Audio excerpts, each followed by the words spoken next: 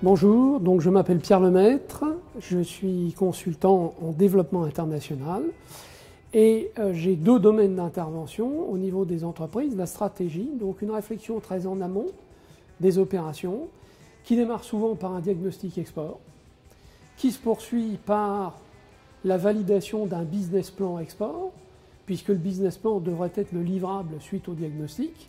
Ce business plan définissant la stratégie de l'entreprise, il y a un troisième point qui est très important en termes de réflexion, c'est le choix du mode d'entrée. Est-ce que l'entreprise va opter pour un partenariat ou pour une implantation commerciale? Et puis enfin, les entreprises qui commencent à développer leur activité, qui ont un courant d'affaires, elles ont souvent besoin d'outils de pilotage, donc de mettre en place un certain nombre d'indicateurs pour contrôler leur activité. Donc voilà les 4 étapes pour la stratégie, en résumé, diagnostic, business plan, mode d'entrée et pilotage export. Pour les opérations internationales, j'interviens d'abord, souvent en intra, dans des ateliers pour optimiser le développement commercial de l'entreprise. Prenons par exemple une entreprise qui a un grand nombre de distributeurs à l'international. À un moment donné, il va falloir optimiser le développement du portefeuille de distributeurs. Deuxième thème important, le mode projet. Travailler en mode projet, je dirais que c'est dans les gènes des entreprises high-tech. Ça l'est moins dans d'autres secteurs. On a l'habitude de vendre des produits en volume qui sont fabriqués comme étant une gamme de produits standards. Je crois que quand on va à l'export, ce qu'on réalise, c'est que chaque opération a des paramètres spécifiques au niveau technique, commerciaux, financiers, logistiques et juridiques.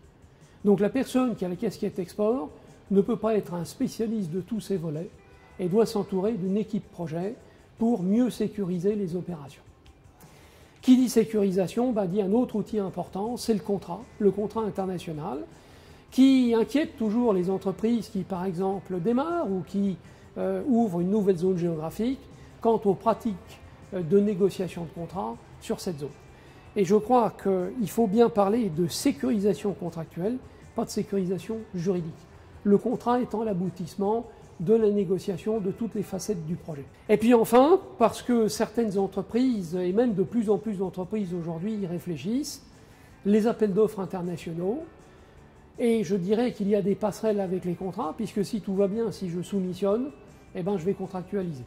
Donc en résumé, sur les opérations, 4 thèmes: le développement commercial, la gestion de projet ou le management de projet, les contrats internationaux et les appels d'offres internationaux.